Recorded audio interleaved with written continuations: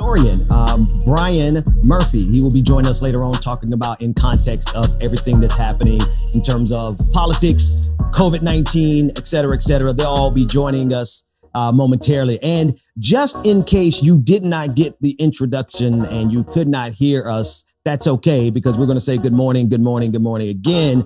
Welcome to another episode of Like It or Not, where we're free to tell the truth and not care who doesn't like it. Rebecca Zora is not here today. He will be back on tomorrow. And so we'll give you all the introductions and the greetings again. With that, in case, James, the people didn't hear you, how are you doing? I'm doing great. I'm blessed and highly favored. Thank you, somebody. Hey man, what I like about you, James, is that you just don't care, man. You would go from Megan Thee Stallion to the Clark sisters in no time flat. Like, you go from Cardi B to Kirk Franklin in no time flat, man. I respect, because that's my life, right? If you go to my playlist, if you go to my Spotify account, it's a toss up. Like, you know how Spotify at the end of every year they tell you who you listen to the most. I was really nervous this year because I wasn't sure if it was going to be Kirk Franklin or Megan Thee Stallion. Thankfully, Kirk Franklin won out by like 5 streams, right? So that's anyway, funny. We in the same boat with regards to that. But anyway, Rebecca, Harry back. We're going to get started with some news, and I want to talk first about this data that's coming out from Pew Research. And Pew Research has released some data just this morning talking about the views of whether schools should wait to reopen until teachers are vaccinated. And it varies by demographic. You wouldn't think that this kind of information, James, would vary by demographic. You would think that most people with common sense would want these schools to remain closed, at least until teachers, administration, staff, custodial staff, bus drivers actually get the vaccine. That's not the case.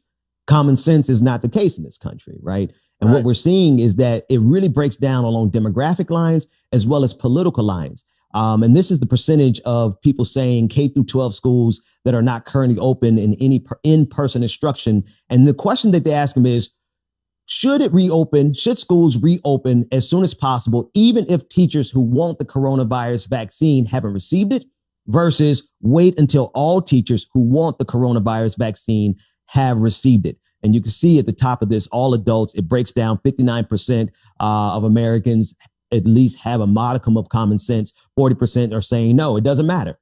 It doesn't matter. They're saying, send these kids back to school, send these workers, these teachers, the staff back to school, whether or not they've been vaccinated or not. And what's interesting is in that middle section there, it breaks down by race. White Americans, 51% say let them stay at home. 48% says send them back to school. And you look at this, look at how it flips immediately. When you go to the Black community, 80% of Black people in this country get it, saying that we should wait until teachers are vaccinated. Now, when I say teachers, I'm talking about everybody. Don't just vaccinate the teachers, vaccinate the entire staff, right? Custodial workers, right? Everybody. Yep. The cafeteria lady, like the bus drivers. A friend of mine drives buses, and he picked up a new route. And the route he picked up was because the bus driver died of COVID-19, right? Wow. It's wild out here, man. Hispanics, 69% say wait. Asians, 72% say wait. Look at how it breaks down by income. This is the interesting thing. This is why I wanted to talk about it. Not only is it racial disparity, right, but it's also an income disparity. 67% of lower income Americans, poor people, working class people, say that we need to wait until teachers are vaccinated. It goes down. When you're middle income, middle class Americans, 57%, upper income, 52%. It is a majority, but it's a small majority, which means there's a lot of people who really buy into this idea that this pandemic isn't serious enough to keep our children and our teachers safe. Now, here's the biggest disparity. Republicans, or people who lean Republican, 65% of Republicans say that we should put folks back into schools, whether or not teachers who desire to be vaccinated are vaccinated. And it flips almost on its head when you go to Democrats, 79%. So what this is saying is that there is a political, philosophical, and ideological belief system at work when it comes to COVID-19, right? Mm-hmm. It's saying that there are Americans who hold on to their political ideology more than they hold on to common sense, and even more so than they care about the concerns of the lives of teachers. Now, when I first looked at this, James, I was really worried about, no, not worried. I was, my first interpretation of this is that maybe these folks just don't care about their kids, right? Mm-hmm. Right. But then when you look at the breakdown on income levels, right, it's more up there, more rich people who are saying, let these kids go back to school. And it's way more Republicans who are saying, let these kids. I had to think about that and process that. It's not that these people don't care about their kids. It's that they don't care about our kids, because they're wealthy enough to make sure that their kids can have a private tutor, can have a stay-at-home nanny to teach them. Or at a minimum, go to a private school where they have enhanced protocols to make sure that everyone is safe. So it's not that these folks who want teachers to go back to school and students to go back to school, it's not that they don't care about their children, because I guarantee you, none of these people who are saying send all these kids back to school and send all these teachers back to school, I doubt a single one of them are going to send their kids back to a public school where on the best day, right? On the best day, James, when the sun is shining, there's not a cloud in the sky, much like today. The weather is just right. The temperature's just right. On the best day, these schools are petri dishes. They're incubators. Yep. It's where you get like every cold that my household, we haven't had a cold in a year because we haven't sent our kids to school in a year. We've been homeschooling them, right? But on the best day, the average school is just a cesspool of sharing germs back and forth. And I guarantee you, James, not a single one of these rich people, not a single one of these Republicans are going to be sending their kids back to school, with the exception of the few poor Republicans who still buy into the idea that the Republican Party is a party for working people. Some of them may not have enough common sense to not send their kids back to school. But I guarantee you, man, there's more rich people in this. There's more Republicans in this who are interested in sending your kids back versus their kids. And the reason they need to do that is because they need to make sure that all the workers in this country have quote unquote babysitters so that they can go out into the fields and do all the manual labor that these capitalists need them to do in order to make their money. So I wanted to start there. We didn't really talk about this much last night, but what are your thoughts on all of these?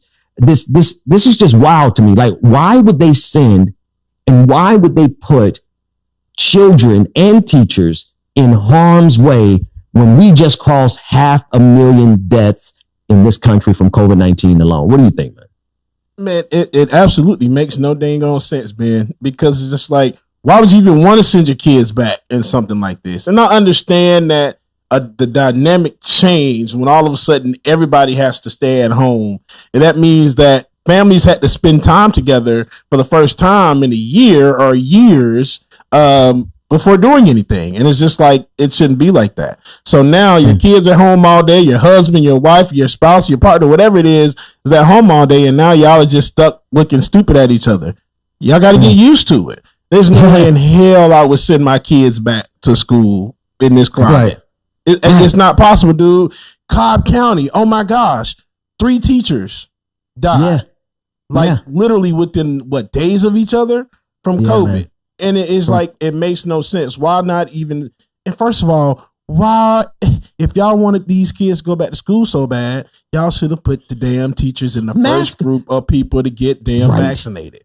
Right. Man. Mic drop. Simple as that. You. Just man, not only that, like they should have created the situation. They should have been wearing masks, right? Like I ain't gonna lie, man. I straight up, if I see people without masks, like I there's a level of rage and violence that comes up in me that I just have to walk away and be like, but I hate these people who don't wear masks. I mean, we're at 500,000 deaths, and we could have prevented probably more than half of them if people put on masks, and we could have opened schools up. Like, don't get me wrong, I love my kids, James. You know I love my kids, right? I love my kids. I can't personally wait until school opens back up safely. I love my kids enough to not send them out into this storm. Right. I'm lucky enough, I'm privileged enough to not have to, because we work from home, right? The situation is that they don't only need people to go out and work, right? They need people to go out and consume and hit the bars and hit the restaurants and hit the clubs. They need us out there spending our money. And that comes at the expense right now of our lives. And so this whole thing about getting people back to school has nothing to do with education.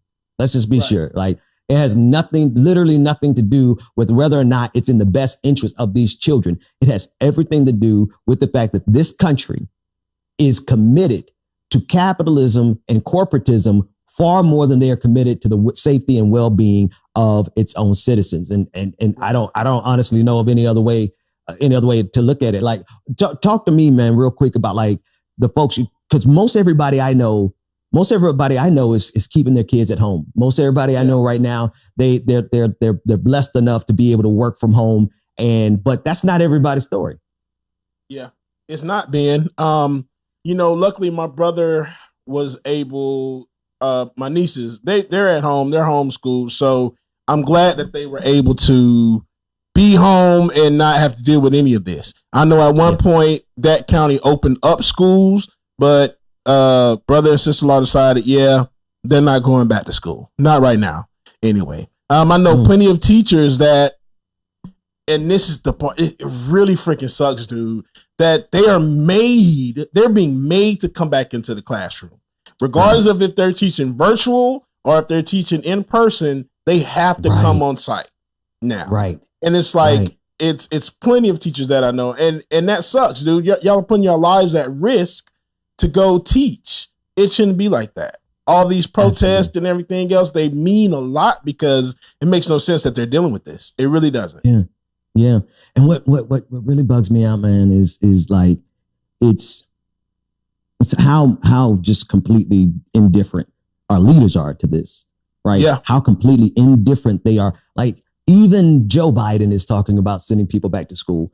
And so to me, it's like, if we're going to open up these schools, then the number one things that we have to do is make sure the teachers are vaccinated, make sure the staff is vaccinated, we got to make sure kids are vaccinated, because even if the teachers are vaccinated, the kids spread it amongst themselves and then take it home and end up becoming orphans. Like, this thing is really hurting a lot of people. And we've seen a year nonstop.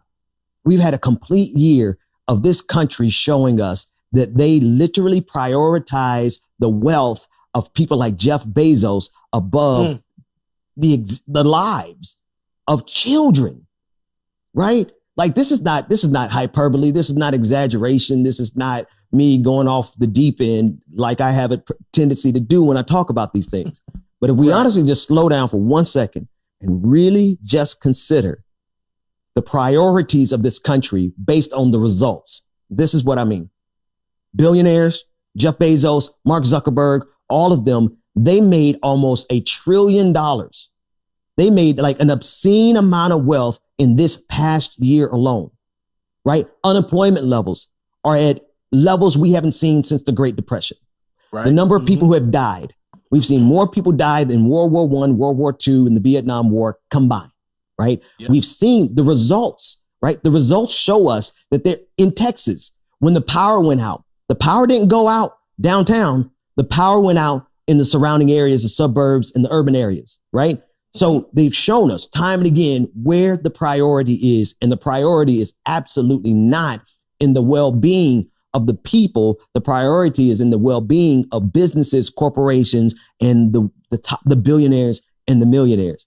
And the real question that I'm always going to pose, and I'm at the stage in my life, man, I don't care anymore. I don't care who labels me what. They're going to label me what they want to label me. I'm at the point of like, how much longer are the people going to put up with this?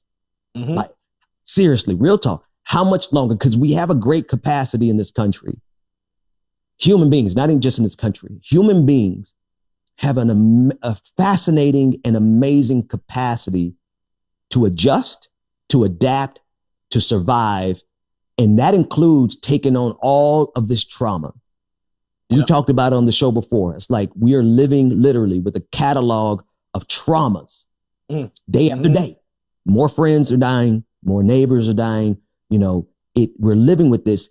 But I think that capacity to be strong at this juncture is a detriment, because at some point we have to say enough is enough in order for us to survive. See, a lot of times we absorb this trauma so that we can survive, right? If we engage in all of the sadness and all of the pain and mourning, if we engage at the right level of mourning that 500,000 lives deserves, we probably will all collapse under the pressure of the weight of that sadness.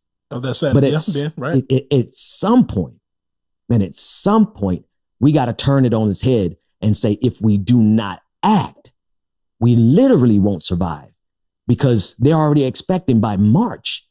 Dude, March is a few days away. They're already expecting over 600,000 people. So when is enough? Like, when is enough? I don't know. You know when it's enough, Brother Ben? Is when it starts affecting people directly. When they start losing somebody that's close to them in their immediate family, that's when they'll start believing it's real. When it happened to me, I mean, I already knew it because I keep up with media. I watch stuff. I see stuff. So I'm already frustrated, agitated, mad, upset, all of that rolled up into one. Emotion just all over the place. But when it really hits home, when you have friends that you haven't talked to in years that you can't talk to no more, you can't see or say anything to them at all because they're dead now from a virus that could have been prevented and more lives could have been saved. But once it hits home, once it touches them directly, I guarantee you that's when they'll start caring. And at that point, it's going to be a little too late, man. A little too late. And then the question is when do we collectively look at this government's inaction? Because you can actually, I'm gonna pat myself on the back here a little bit. If you go back to Twitter a year ago when we first realized this pandemic was coming and that there was pretty much nothing we could do to stop it from hitting us, one of the first things I just tweeted out a list of things that we had to do immediately as a country, right? Shut down, provide a universal basic income, provide a monthly check for the people to secure our supply channels, right? Our food supply chains. We have to secure those and make sure that people can stay at home safely.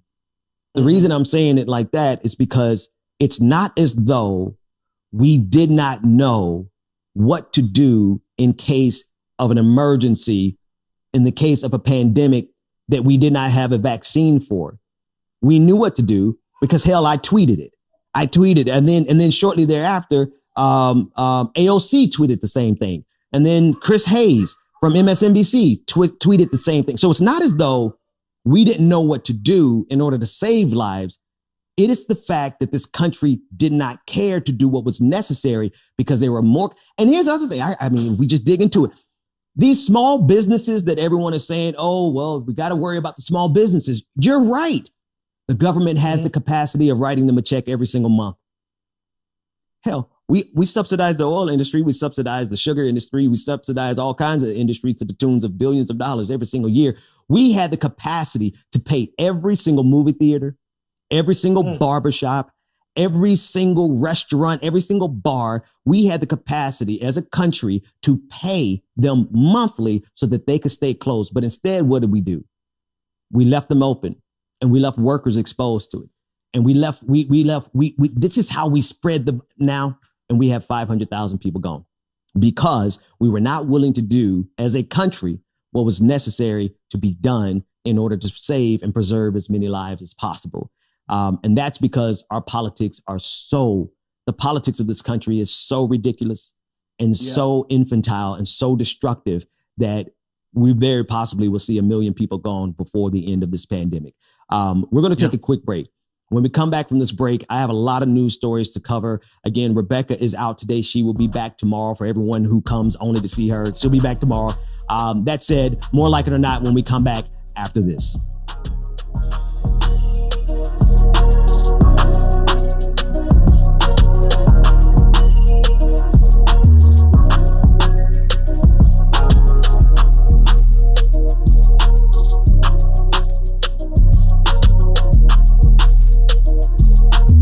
Good morning, family, and welcome again. Good morning, good morning, good morning, good morning. Just in case y'all missed it the first time, got to make sure y'all say it again for y'all. Hope everybody is having a good day thus far. Don't worry, we got a great show, y'all. It's gonna get this thing popping real soon. So make sure that you stay tuned. Make sure that you are hitting that like button. Hit the like button. Make sure that you comment, share, subscribe, all that good stuff that you're supposed to do on social media, okay?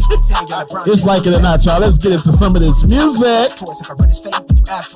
Cross need to laugh more. I keep it 100 on dashboard. The live show need a passport, cause the beat bounce to the cap torn. Feel like I live it, fast forward, but I asked for it. Misfit, got a quick lit on a crash course from the tattered garment to the tabloid. Fuck how I live it into existence. Might be ahead of myself, but the bank account did jump up a couple figures. But like nobody could with it. I'm a flight risk. I play among the stars in the Hollywood Hill, the space that you couldn't even get in touch with me. Praise faith that I stuck with it. Wave. No, I really can't complain. Everything is straight. I've been on the way. Shout out Rebecca in the chat. I see you. She had a chance to come in there and sneak on in. I appreciate it. We miss you, Rebecca. Everything is straight. I've been on the way. Everything I'm saying to the real thing. I've been living like I'm famous. Like I don't show my face. I'm jumping on the stage. Like I'm living in a daydream. Miss Brenda, I appreciate that. She only on me when she fake. She quick to tell me I'm a fake. She ain't told no lie, she love it when I catch my case. She gone off the deep end, pull up every weekend. Multitasking and drinking my tea. Nicole, good morning, Nikki. Good morning, Gwen. That's my mama, y'all. I think she in there somewhere. Good morning. And good morning, sis Sugar Booger. I love her name. What's up, Sugar Booger? No, I really can't complain. Everything is straight. I've been on the way. Everything I Courtney, Purple Rain Hearts. Good morning, y'all. I could really use a change of scenery. Yeah. Everybody smoking all the greenery. And good morning, the sensation. Good morning, sensation. But I'm still fly. I know. I'm still fly. Let's go. It can all be worse. Mara, good morning, Mara. It could all be worse. Pills to make the man, but that poison's gonna chew you. Right, Courtney. Afraid not. What's going on? Good morning. Hey, man, I love my pie, y'all. I love y'all so much. I'm free. Can't nobody take me here and now. It's my time to run it out. Good morning, Susan. It's my time to ride it. I'm young. I'm free. Can't nobody take me here and now. It's my time to ride it out. Afraid not. That bear is like cute as hell. I love that. It's my time. Cheers to all the haters, cause you proved to me that rising to the top was I my like that. destiny. And you can see whatever from behind me, but I'm still fly, I know. Black Dragon, what's going on? Latif, good morning. Black Dragon? I think that's my brother, y'all. Good morning, my brother. It could all be worse, I could be a hater like you. You know what's funny, Martha? Like, I was singing all the music I played yesterday, I was singing it all dang on day, and it helped me through because yesterday was conference call day. It was freaking horrible. To say it with your chest now, say it with your chest now. I'm free, can't nobody take me here and now. It's my time to run it out. It's my time. It's my time to ride it out. Y'all know Tyler, good morning, y'all. Free, can't nobody take me here and now.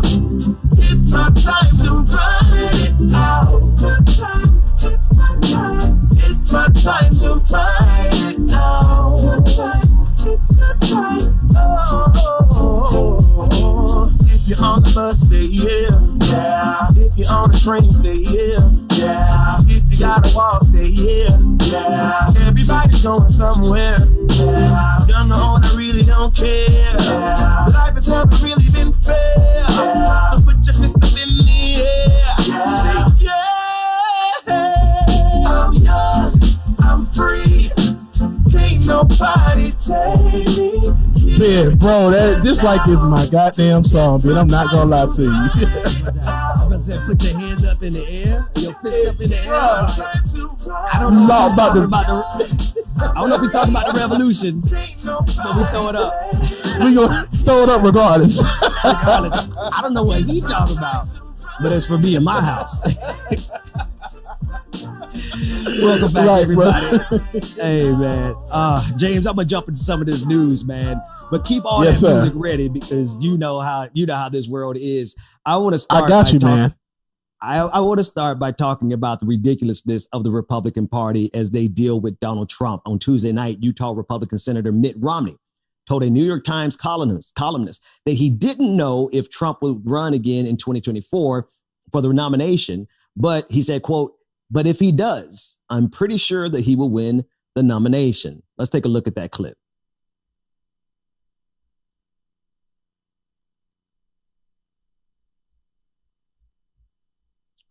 Part of also what he said in that clip was an admission that he would not himself be supporting Donald Trump.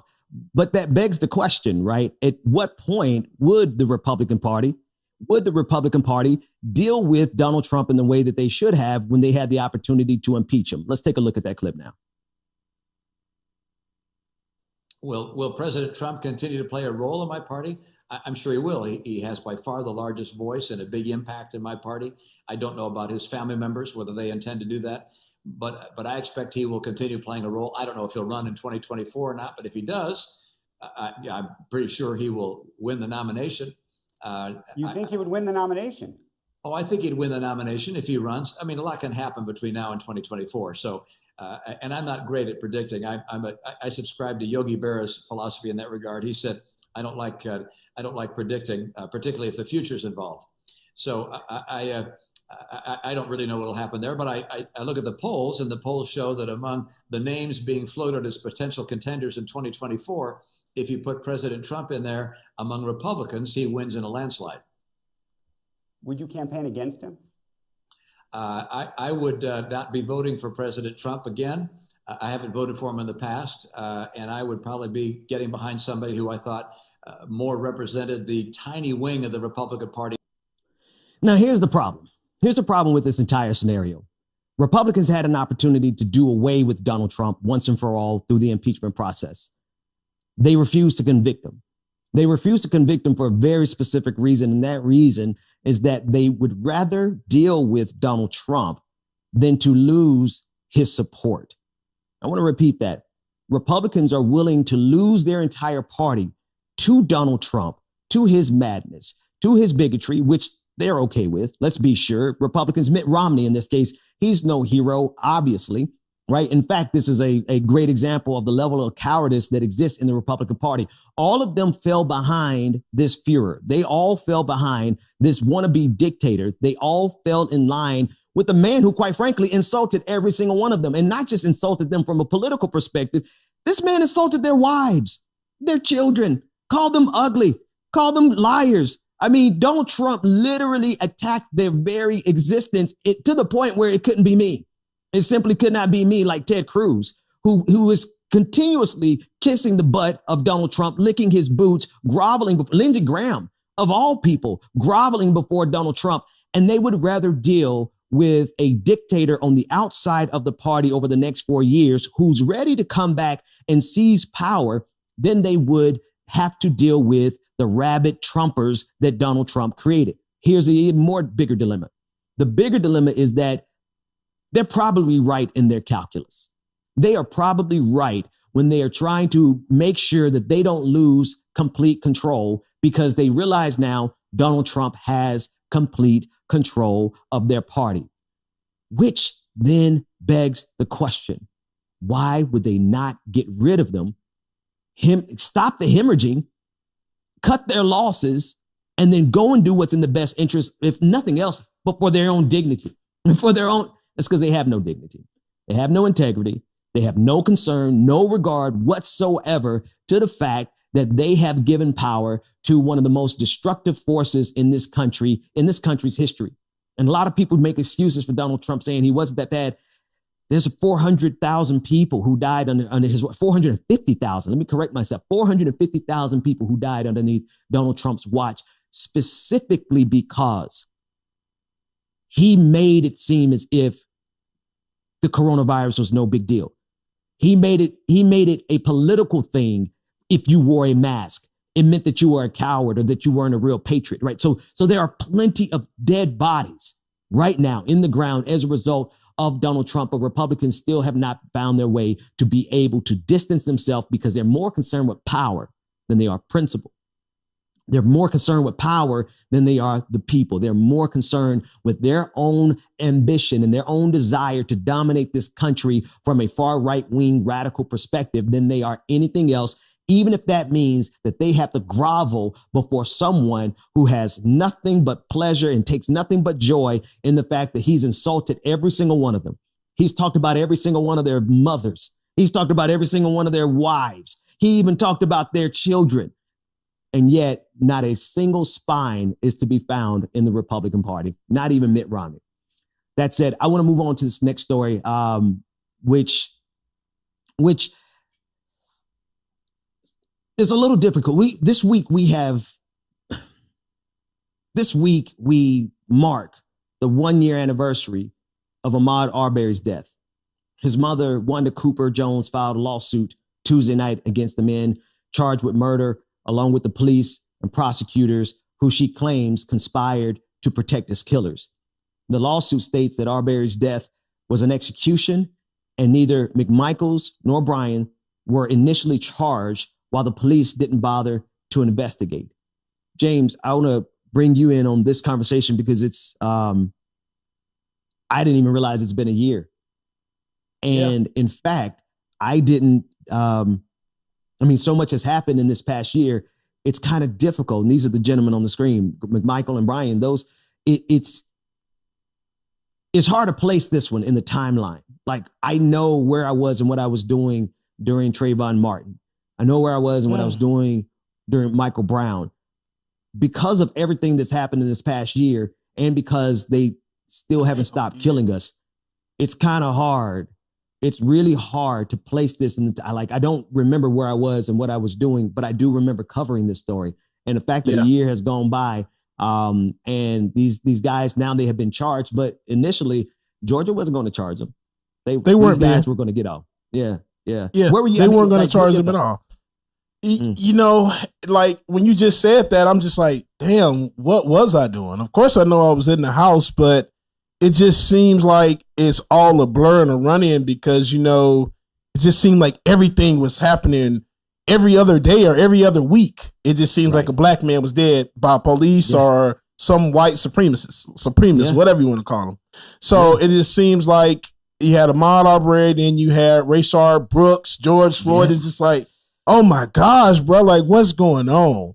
I remember around that time, dude, that was when I was in a horrible place. Like to the point where, bro, I was ready to go out and march, man. Man, I was ready to go and protest. And I'm one that normally doesn't do that. For one, with my leg, I can't do stuff like that. But I was ready to go hit the streets because it made no sense at all. But now, like you said, just thinking about it, it was just like that period of time, it was just a year ago, is such a blur right now. Right. And it becomes even more of a blur because we try to not remember it. Like we make a concerted effort. You can bring those. We make a concerted effort on this show to not engage in those images, those videos. I don't share them on my timeline anymore. Right. We almost intentionally avoid those stories. And I know that sounds wild, but we don't have the luxury of covering it from the perspective of a safe distance. Yeah. We don't have safe distance from these stories, right?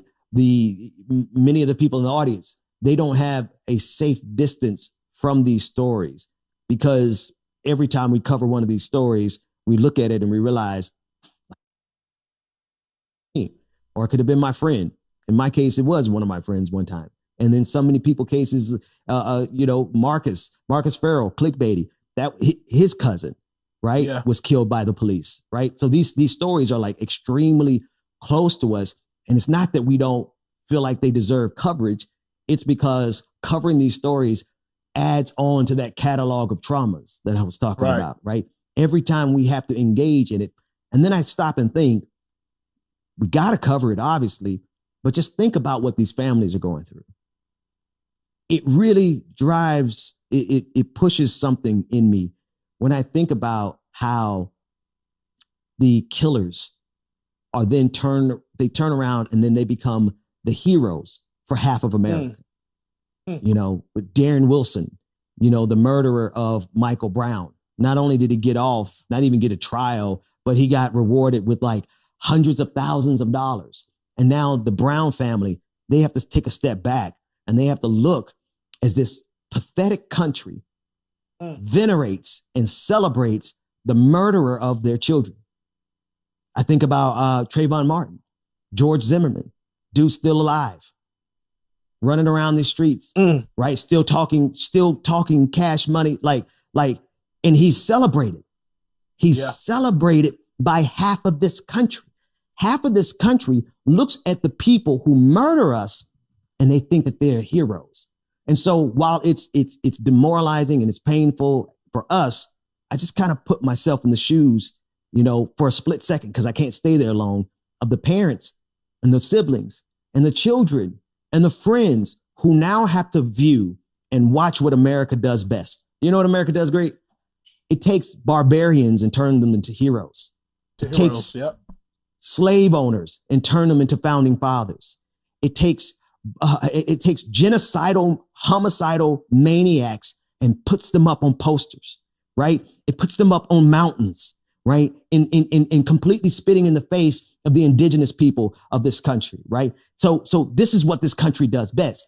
It takes Rush Limbaugh and says that we should lower the flags on behalf of this monster because a monster died, right? And so it is insult to injury when we consider that this country not only will kill us in these streets, but this country will then turn around and celebrate our heroes and then tell us that we got to stand for a flag that never stood for us. And then tell us that we don't have the right to protest police violence when we turn around every day. We turn around, they're choking our children, killing our children, slamming our girls in classrooms on top of desks. But we're supposed to take a step back and celebrate these pigs. We're supposed to take a step back and celebrate these monsters. And when we call them out, then I become a radical. We become radicalized, like we're the threat when white supremacy itself is the threat in this, only to us, but also to the country itself. But this country is so damn twisted in everything that it believes that it would allow white supremacy to march up the steps of the Capitol January 6th, threaten the life of the vice president and everybody else who was there. And yet now we're supposed to look at them through a sympathetic lens. And in fact, some of them are looked at as heroes.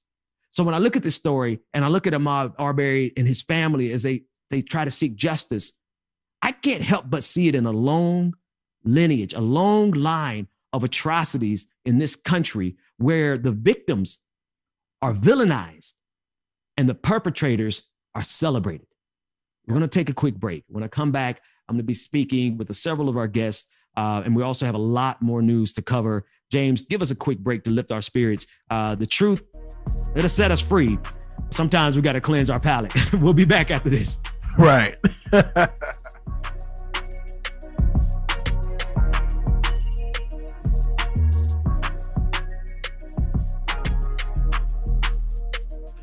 All right, y'all, it's time for a Like It or Not classic. I had to bring this one out the vault. like it's like been a whole year or something.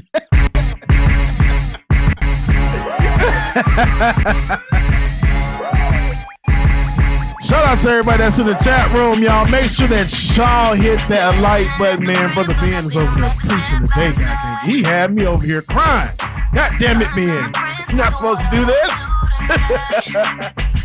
But shout out to everybody that's in the chat room, y'all. Make sure that y'all hitting that like button. Hey, also make sure that you download the Voices by Action Sprout app. Download the Voices by Action Sprout app, and you can get connected to Like It or Not. I would get that group code up for y'all, and I will let y'all know what it is momentarily. All right, y'all? But go ahead and get that app downloaded so you'll have it.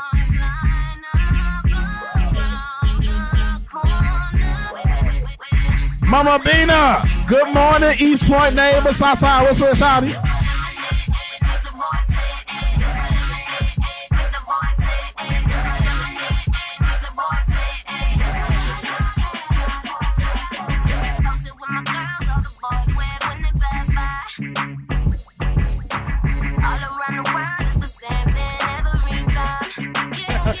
Brand, I love y'all too.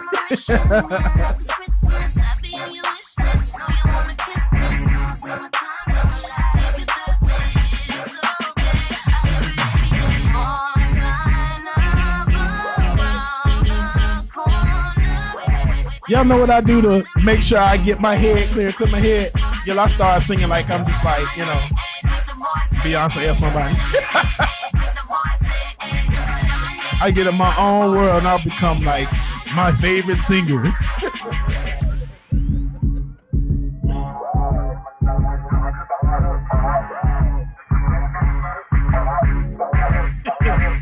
Hashtag free, let's see. Hashtag free Azor. Rebecca said she wish she was here today. Hashtag free Azor.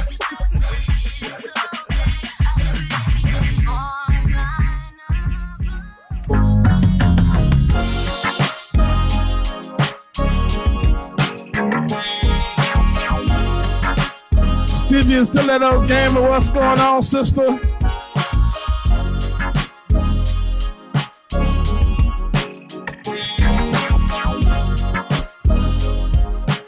Hashtag free Becca. I'm not sure I understand it, but everything seems brighter now than before. I don't know why I feel this way, but every time I hear your name, all my worries disappear. Yeah. Come on, free Azor. Hashtag free Azor. Y'all better make that trend. Good morning, Alicia. You make my dreams come true. Yeah. It's all because of you. Kim, I appreciate that. Melody, thank you, ma'am. Good morning. And I don't fall in love so easily, cause I don't wear Dr. Claw, I am. Oh my gosh. I don't know if you feel the same, but every time I hear your name, my worries disappear. Steve, appreciate that. Thank you so much. Man, y'all gonna make me cry in this thing. Oh my gosh. Freaking love y'all, dude.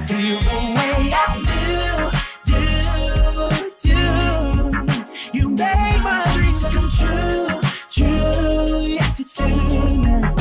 It's all because of you. Good morning, Melanie. Purple Rain Hearts, they don't put music out like this no more. It's all that clickety clack boom boom stuff.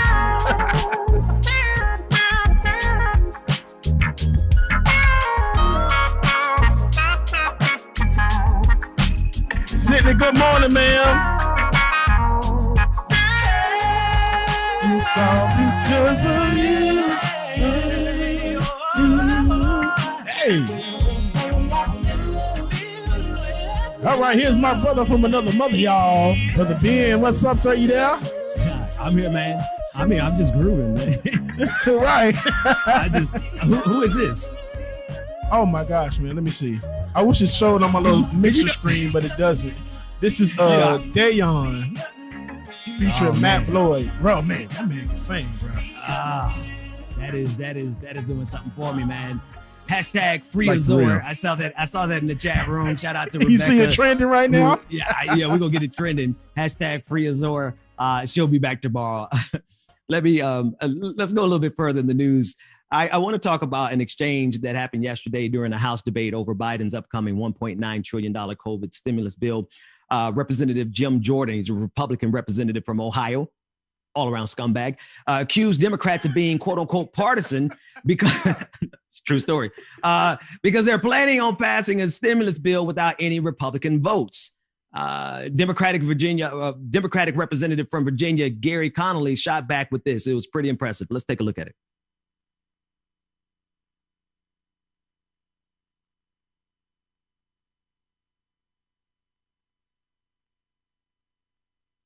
And here we. I mean, you were like I said, they had you as the worst guy on the planet back then, and now everything. Oh, it seems to be so much better now. The gentleman's time has expired. Thank you, Madam Chair. The gentleman from Virginia, Mr. Connolly, is now recognized for 5 minutes. Thank you, Madam Chairwoman. And all the gaslighting that we just heard does not change facts. Mr. Diamondstein, please move the mic close to your mouth. Thank you. Am I making this up, as Mr. Jordan apparently would have you believe, that the President of the United States last summer, Donald J. Trump, publicly said voting by mail would lead to massive fraud? Did he say that, or am I imagining that, Mr. Diamondstein? I don't think you're imagining it. What I recall him saying at one point is he was going to make sure that the Postal Service got no financial COVID emergency relief, because then they would be able to more effectively deliver ballots. Thank you. But the point is, it was Donald Trump, the Republican nominee, who was planting the idea, aided and abetted by disruptive changes proposed by a new Postmaster General and a compliant Board of Governors, that actually eroded public confidence in the ability to vote by mail. That wasn't a Democratic narrative. That was a Republican narrative by the President of the United States and his enablers. And oh, by the way, the inconvenient fact, Mr. Heiss would have you believe that it was partisans on this committee, and he quoted a number of Democrats, by the way, admitted Democrats. For the record, I'm an admitted Democrat and damn proud of it. I didn't vote to overturn an election, and I will not be lectured by people who did about partisanship. So this is the game that they're playing, right? This is what we see all the time. We see Republicans have the uncanny knack of being guilty of the very thing that they accuse us of. In this case, they're accusing Democrats of being partisan because they're attempting to give relief to the American people during a pandemic, and they're having to do it without the help of Republicans. But we got the numbers. And since we have the numbers, don't take any regard for these scumbag politicians who are playing games with the lives of the American people. Mm-hmm. The 1.9 trillion is insufficient because at the bottom of the barrel, you're only giving Americans about $1,400, right? And yet and still, it's still too much for the Republican Party, for people like the gentleman in this video, for people like the Republicans across the board, name them. They are in opposition to this bill, and they're doing so for political theater at the expense of the American people. And so that requires that the Democrats use the budget reconciliation process to ram this through without a single vote from Republicans. And you know what? I'll do it again. Do it again, over and over and over again. Get rid of the filibuster. Do whatever is necessary to do what's in the best interest for the American people, because Republicans showed us over the last 4 years that they have no regard whatsoever to bipartisanship. They gave rich Americans, billionaires and millionaires, the biggest tax cut that we've seen in our lifetimes, and they did it along partisan lines. And so for them to lecture us at this point, and when I say us, I don't care if you identify as a Democrat, whatever you identify, for them to lecture us in regards to getting this COVID relief package out and to try to make people feel guilty about partisanship, it is exactly like Representative Connolly said, it is nothing more than gaslighting of the highest order. And when you see that, Democrats, y'all got to stop. You got to stop trying to work with these people. That's what I'm saying. James, there's literally no reason for a single Democrat, from Joe Biden down to whoever commissioner in your city, there is no reason for a single Democrat to work with Republicans when they are, number one, standing in the way of relief for Americans. Right. I don't care about your team. I don't care about your color. I don't care if you blue team, red team. I don't care if you a conservative, neo. I don't care. You have to clearly be able to see that they are standing in the way of families being able to feed their children, being able to stay in their homes, being able to stay in their apartments. That's what they're fighting against. And now they're saying that we are the bad people because we're like, you know what? Forget y'all. We'll do it without you. No, that's gaslighting of the highest order. And it's the exact thing that they need to make sure that nothing is done for the American people in a time when Americans can't take much more, man. James, right. I don't know how much more of this bullshit. Excuse me. I don't want to tip the swear jar today. I'm trying to hold on. I don't know how much more of this crap people can take. Like, right, to me, people keep asking me, like, Ben, you gonna run for office? No, I'm not going to run for office because I'll get up there and lose my mind with the ignorance. It is a level of absurdity, man. Like, American politics is so infantile and useless and pathetic that we can't even take care of our own people. And when we try to take care of our own people, then they get on television and they get in the halls of Congress and they make these kind of statements about us playing games. You know, these are the type of things that drive me crazy, man, James. And this is why honestly, I think most people in this space, most people in general don't play around don't even care about politics. You know what I mean? There's a lot of people who disconnect because they can see it on the surface for what it really is, which is ignorance. Take a listen. James, tell me what you're thinking, man. Yeah, you're right, man, because for the longest, man, for the past, how old am I? Okay. Yeah, not going to go that far. Let's just say a long time ago, I didn't really care about politics. But when Trump got his tail in office, oh, yeah, I had no choice but to care about politics at that point for the past 4 years because it was a crap show, to say the least, okay, for lack of a better word. So I had to. It was like watching comedy, but then I'm just like watching this country go down in flames. And then the 2 years leading up to him getting out of office, it just seems like it got worse. So I had to start paying attention. And I just wish that more people had that mindset. You know, but that's going to come from everybody getting out there and canvassing during these election times and everything else, canvassing and getting people involved because we have to get involved. It's going to, and I hope it doesn't take this, what you said earlier, James. You said, like, with regards to COVID, it's going to require people to be impacted by it first directly before they take it seriously. And in this case, when we're talking about American politics, can you imagine the level? I mean, what America is so good at is making people not realize the extent to which they already are impacted. In other words, the reason you're in the situation, America, that you're in now is literally because of politics. And so the only question remains is, how much more damage does this system have to do before everybody just gets involved every single day? They can't afford to have an educated and active citizenry, right? Thomas Jefferson said that, one of the critical components is an educated body politic. They can't afford the government right now, the ruling elite, they cannot afford for us to have an educated and activated citizenry, because if we were all activated at the level that we need to be, they would no longer have power. That said, I want to break here and introduce our first guest, Brian Murphy. He's an associate professor of history at Rutgers University, Newark, and he is currently a contributing editor at Talking Points Memo and has been seen several times on MSNBC as a contributor. Professor Murphy is also in the process of writing a book about the corruption throughout American history, and he is leading a public history project to develop the Great Falls National Historic Park with the Organization of American Historians and the National Park Service. Brian, thanks so much for joining me. How are you today? Good. How are you?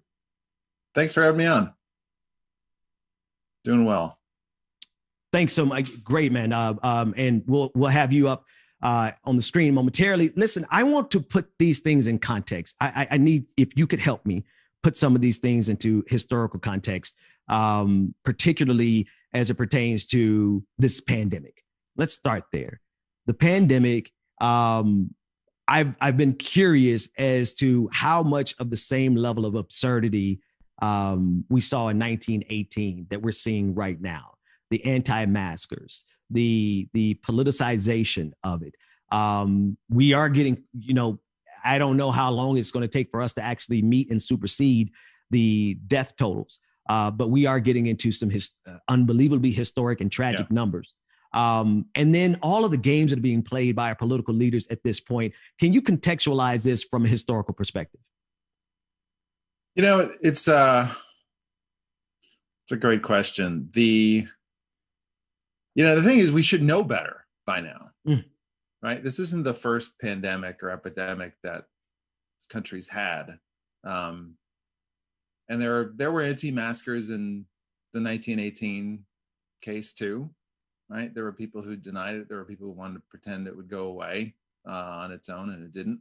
But we know so much more now, and the quality of information that's available on how to fight diseases and how to deal with this. Now people not only know that masks work, but they have a better idea of why they work. And they have access to much better masks, right? They didn't have an N95 in 1918. There were people smoking cigarettes through masks, putting holes in them in that pandemic, right? Because the most important thing about it is to be able to light one up when you just need to relax during the flu. Right. But I think the way this got dragged into what's different, I think, in this case is really the way that's got dragged into the way that everything gets dragged into this polarized narrative that we have now, where, there's a conservative way to approach this, and there's the way that everybody else deals with it. And it was kind of cringy at first, right? To think like, oh God, you could see what Trump was going to do with this. Like, they're going to make wearing masks uncool. And that's exactly what they did, right? And now here we are. 500,000. Well, actually, the number of people who are dying on a daily basis outdates our numbers by almost magnitudes of order. But I keep saying 500,000, but we're actually at about 550,000 at this juncture. And the historical, do we ever learn? Like, I know that's a kind of a broad question, a really lofty philosophical question, but to me, it's almost as if even if the masses reject common sense, like you said, we had an anti-mask movement in 1918, people cutting holes in masks. We've seen this before. You would think, though, that there would be an incentive amongst our leaders to do the right thing to preserve human lives. But if we take this pandemic, the COVID-19 pandemic, and we just look at how this government and the ruling elite have treated it, it suggests something entirely different. Like, we can actually hypothesize that they don't give a damn about human lives. They only care about businesses and corporations and their financial interests. Do we ever move away from that from a historical perspective? And I don't know, man. Like, it's a depressing question because I already know the answer. Just talk to me about it. I think like when you frame it that way, you can really bum yourself out. I would say that there you can decide how that plays out based on what you do now, right? It doesn't have to play out. I think that this is the one thing I think, like, look, it's great to have like historians on a show, and we come on and we say, well, this is what happened in the past. Does that have to mean that how it plays out in the future? Absolutely not. I think one thing that we definitely saw this time around, and that we're still seeing, is that there's a real instinct on the part of capital to try to figure out how to do this. What is the bare minimum that we have to do to like get people to keep going to work? And the disconnect between what people actually want say that what people like say in polls that they want versus what is on the floor of Congress versus what people in Congress are like most people in Congress are willing to support. There's a real big gap there. And I think like if that gap wasn't there, I would feel more depressed. Right. But the fact that people want more, and I think like the fact that there's like you've more or less won the debate on deficits not mattering that much, and you've won the debate on inflation scare tactics, and you've won the debate on whether or not $15 should be the floor of what a minimum wage is. That wasn't there 10 years ago. Right. That is different. So it's I think it's easy to talk yourself into feeling pessimistic about this, but it's not. There are reasons to be optimistic. Yeah. I'm smiling because you're absolutely right. You're absolutely right. The people want more. The people are expecting more. So perhaps maybe the time frame that we should compare this to is the French Revolution. But no, before we go there though. For those in the audience who understand what we're talking about, anyway, let's shift gears because I don't want to take you too much down that path. Not on this episode. Maybe we'll do it offline. But let's also talk about the context of what's going on with the Republican Party, right? The Republican Party clearly no longer the party of Lincoln. They haven't been the party of Lincoln in my lifetime. But now they're no longer even the party of Reagan. They're most certainly the party of Trump. Talk about that transition and how does that, as a historian, I know you don't project what's going to happen in the future, but based on what's happened in the past, like to me, I feel like this is a potential death knell in the Republican Party as it exists today, because for them to continuously chase after Donald Trump when he is himself a dividing factor in the party elites, at least, and he does maintain a very solid hold on the voting base of the Republican Party, but you have that same kind of disconnect between the will of the people and the will of the ruling elite. But in this case, it's almost in the opposite direction of what we just talked about in terms of the right direction and the wrong direction. The political elite in the Republican Party, some of them do want to get rid of Donald Trump. They just don't have the spine to do so. Talk about the future of the Republican Party in terms of how they have evolved since Ronald Reagan. Rush is the bridge, right? Limbaugh. When I think about this, I think Limbaugh is the connecting thread that gets you from Reagan to Trump, and that it's sort of like this fake populism of doing what rich people in the party want, and trying to mobilize anger and fear as much as possible and try to keep it contained. And then they lost interest and ability to keep it contained. I think it's, I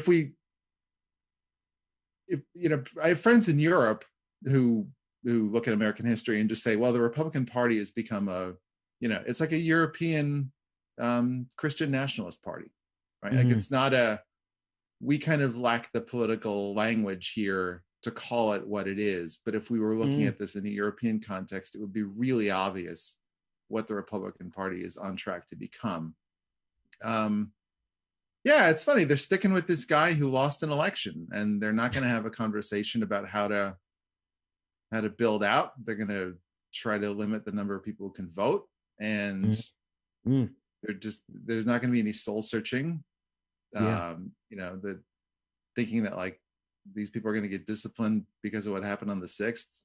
That isn't going to happen. Right. They're running with it. So they're not there's no, right now, I don't see any, there's no speed break on any of this. It's just this is only going to get worse for a while. Is there any really, historical perspective for a strong man in the United States, obviously, because I mean, like you said, if we talk about Europe, there's plenty of examples. But a strong man who alone had the ability to completely redirect the focus and actually, no. Let me correct myself, because let me go back to what you started with. Rush Limbaugh is the bridge, right? And the Republican Party tried to contain that monster, and not just Rush Limbaugh himself, but literally the evils and the bigotry that he promoted and that made him rich and famous. They tried to put a containment field around that energy. And then they found out very quickly, well, it took about 30 years, that they could not contain it and they could not control it. Now Rush Limbaugh is off the scene and Donald Trump is here to do whatever he wants. What happens historically to political parties when they become such an edge party? Like you said, if we compare it to Europe, it's a Christian nationalist party, right? And a very dangerous one at that. When the mainstream in this country is moving in one direction, even if it's moving slowly, right? We're becoming more, the demographics of this country is changing. If nothing else, the demographics alone suggest that this strategy of going behind Donald Trump and doubling down on this Christian nationalism, this faux Christian nationalism, is a losing proposition in one or two election cycles. Do you think that they are just saying, let's just grab one more victory? If they think that they can get a victory in 2024, they're literally not concerned about demographics putting them out of power from 2028 going forward. Do you think that's the strategy? I think the thing that makes it different than the European context is that we've got the Senate, and they've got ways of controlling the Senate and holding on to it, and they've got gerrymandering. You just don't have that in other. That is one of the features of the structure of how our republic is set up, and it's got there are some real shortcomings for what that means for representative government. Right. And people are going to have to, like, this is why that John Lewis voting right. I would get on that. You're going to run out of time if you don't do this soon, because they will try what they did on the 6th again, and it might work, right? Like if you had a few different people, if we had a Republican majority in the House of Representatives, I think it's a real open question whether or not Biden would have taken that oath, right? Right. That's a terrifying notion, right? And we were very close. Like the pressure, they would have called it pressure from the people versus an insurrection. If there was a Republican majority in the House, they would have called it pressure, the will of the people. And no, you're right, right? They sincerely, most certainly, and would have thrown that election to Donald Trump or used their machinations, the congressional machinations, to give it to Donald Trump, which really then, in hindsight, makes the 2018 election probably one of the most significant ones in terms of the course of American history. And so. Sure. We have a lot of difficult days ahead, but we can leave it with what you said. If we frame it in the context of what the powerful are doing, it can be depressing. But you're saying that we should frame it in the context of what the people are saying. And the people are not fooled. The people want more. The people are expecting more. Brian, could you just speak to that last point and then tell the audience where they can find your work and how they can support you? I think like that. There's a real, you mentioned Jefferson at the top of the segment, and Jefferson talked a lot about vigilance. And I think the idea that people who weren't necessarily political or paying attention to this a couple of years ago, like COVID, brings it all into focus about what government can do and how they can get it wrong and how they can get it right. That we've had a real. I think like the latter half of the 20th century there was a lot of stuff that government used to do that moved out of the sphere of government and into like the private sector and NGOs and foundations and areas that aren't as accountable. And so it's harder to, in a lot of ways, it's harder to do. The sphere of elective representative politics is smaller in some ways than it was in the New Deal era. But in a way that we haven't really thought about or talked about. So it's like this confusion about what the role is. Right. I think there's a real moment here to rethink that. And there are a lot of younger members of Congress who think about this in a much different way, right? Than anybody, than the older guys do. Right. And I think that's a really hopeful sign. My people want to find me at Rutgers University, Newark. I work on. I got a new project on the history of the Passaic River and political economy. I do some work on corruption. I'm working on a project about teaching the Constitution to undergraduates here. And I got some cool projects going on. So if people want to find me, they can find me on Rutgers's webpage and drop me a line. Absolutely. Brian Murphy, historian, scholar, thank you so much for stopping by. We Thanks really a lot, appreciate bro. it. Hey, We'll be thanks a lot. back. Great to be here. Oh, pleasure is ours. We'll be back with more Like It or Not right after this short break.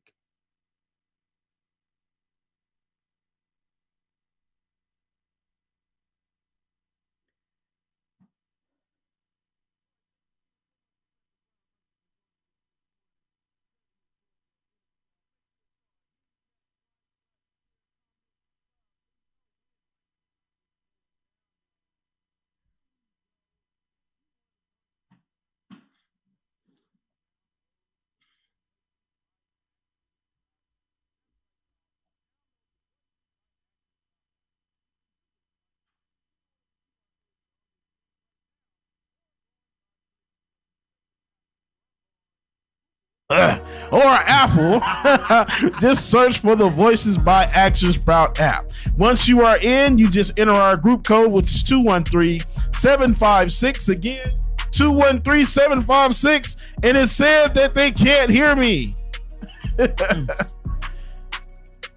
Okay, can y'all hear me now? Can you hear me now? Okay, I need y'all to drop a line here in the chat if you can hear me. Yeah, we can hear you, Bubba. Okay, boom. Okay, good. All right. Like I was saying before, I said so much. We'll say it again. All right. Make sure that you search for the Voices by Action Sprout app on your phone so you can be connected to the Like It or Not group. What you want to do, you can scan either one of the QR codes that are on your screen right now from your prospective phone, or you can search for the Voices by Action Sprout app on your prospective Play Store, that's Google Play Store, or the App Store with Apple. Once you have either of the apps downloaded, you can use our group code 213-756 to be connected to us, Like It or Not, and from there you can send us pictures, videos, clips, stories, songs, whatever you have, and we can get it played on the air, y'all. But be it known that if you do send it to us, 9 times out of 10, we're going to play it on the air. So if it's something that is embarrassing to you, please be it known, we're going to play it on the air. So make sure that you download the Voices by Action Sprout app, y'all, as soon as possible. I've had too much fun. Y'all know that, right? Because I just love y'all so much.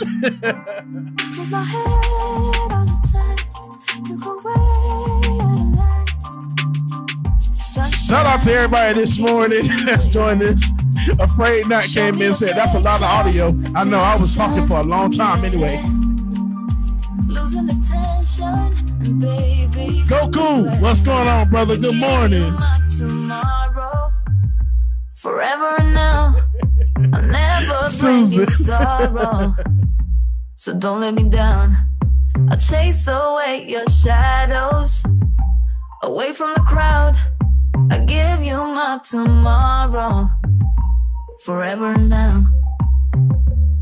Marco, sir, I appreciate that. From my cell phone, sounds like it's your ringtone. I get chills when you call, wanna give you my heart.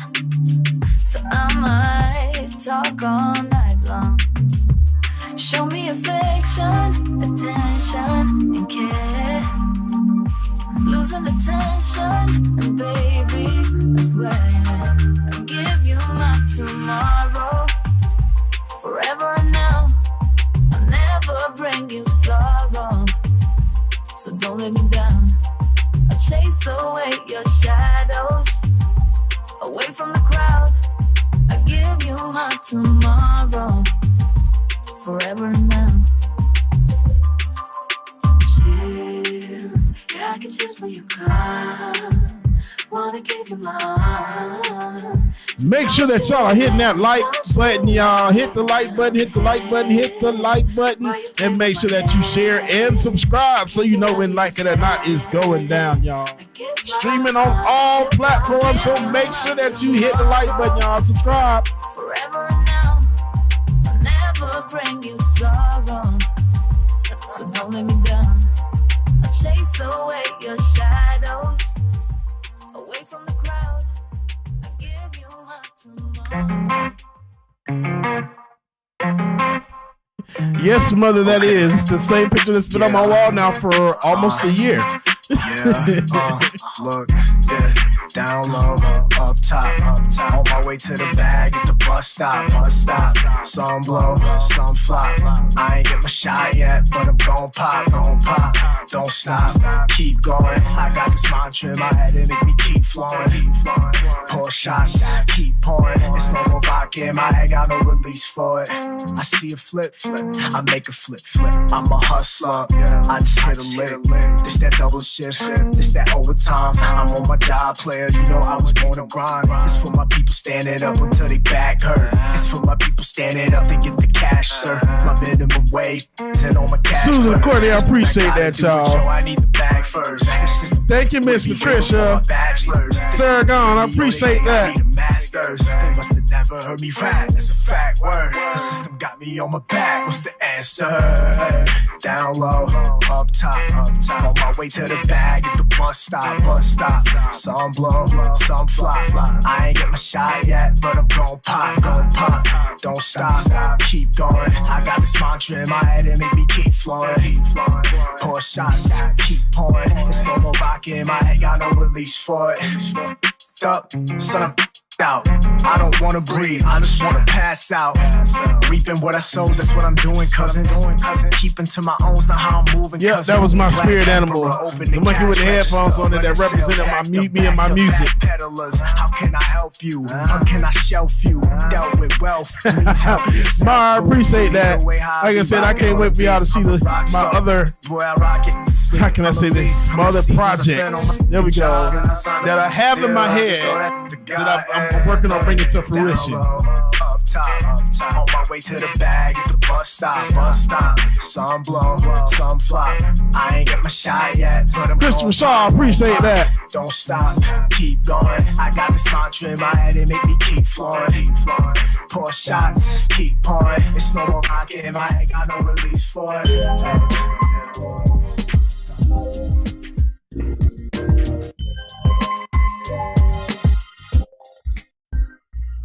Yeah, man, I remember being so naive when life was good, weather and palm trees. Back in the day, you were everything I need.